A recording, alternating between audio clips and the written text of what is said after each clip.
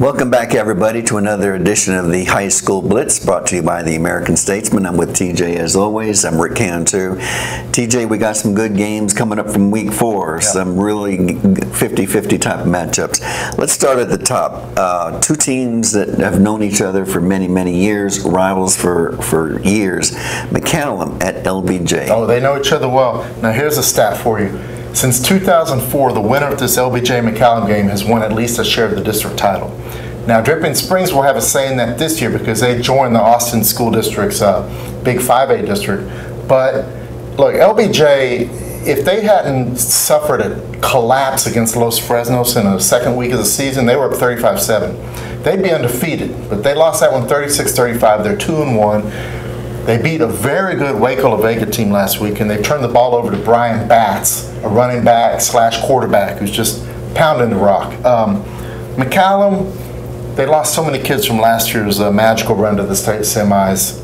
I like LBJ in this game, a little more depth, a little more offensive weapons. McCallum's tough. They're playing decent defense. They have a good running game, but I like the Jags in this one. This is how evenly matched this game is. LBJ has outscored their opponents 89-74. McCallum has outscored their opponents 87-77. So you can throw the record books out here, but what I liked about LBJ last week, they held Waco La Vega to one complete pass for 8 yards. So the defensive secondary for the Jaguars is really good. I'm going to pick them by 2 points. Gotcha. Well, let's go with our friends from Anderson traveling to Hayes. Yeah, Coach Daniel Hunter really has Anderson playing well. Absolutely. They won their district opener over Del Valle last week, and now they go against a Hayes team that is also adjusting to a new coach in Les Goad. And boy, Hayes is really adjusted. They had their bye last week, but they're 2-0. They had a big win over Dripping Springs. They're running that slot T that Coach Goad likes and he brings up from his days down South Texas. There's going to be a lot of running in this game. Both teams like to run the ball. I like Hayes at home by a touchdown. Anderson really looked good against Del Valle, 30-14. Actually, I think Anderson should be 3-0 this year, but they lost the opener in the last second to McCallum.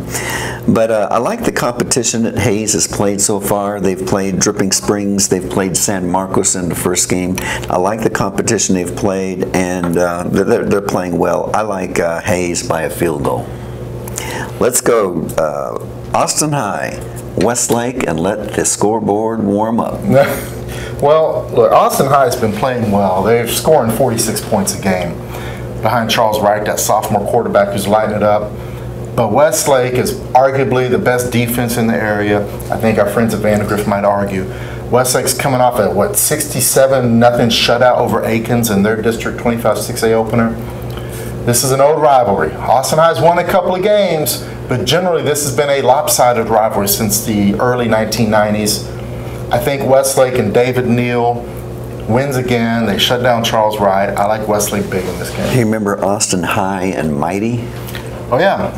Austin High and Mighty. Austin High and Mighty. The big difference here is that Austin High gives up 35 points a game. Westlake gives up 14. I think you can read the tea leaves there. Westlake is going to win this one. Yeah, but it is good to see this rivalry back after a 2-year hiatus when Austin was in 5A. And what I might consider the best game of the weekend, you saw Vandegrift this past week, and they're playing at Hendrickson, a team that's awfully good. Look, Vandegrift's given them 39 total points in 3 games. Okay, Hendrickson has only played 2 because of a weather cancellation, but they're outscoring their foes 120-21.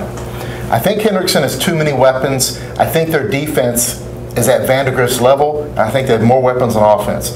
What's going to be interesting, Blaine Barker, a 3-year starter for Hendrickson, he's a dual threat guy, smart, gritty, can run, can throw. And Drew Dawson, the Vandegrift quarterback, is very similar. We'll see what Drew Dawson can do against that Hendrickson defense. I like Hendrickson in this one. And this could be between the 2 favorites in District 13-6A. Absolutely.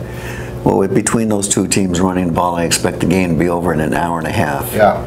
372 yards rushing for Hendrickson last week. They like to keep the ball on the ground. Their defense, like you said, only giving up 10 points a game, only through 2 games, but you get the picture. You know, they went 4 rounds deep into the playoffs last year for a reason. I expect a close game. I'm going to give Hendrickson the home field advantage. And that'll do it for TJ and myself for another edition of the High School Blitz. We urge you to come back next week when we look at how these games went and look ahead. But until then, as we say in the business, we hope your favorite team wins.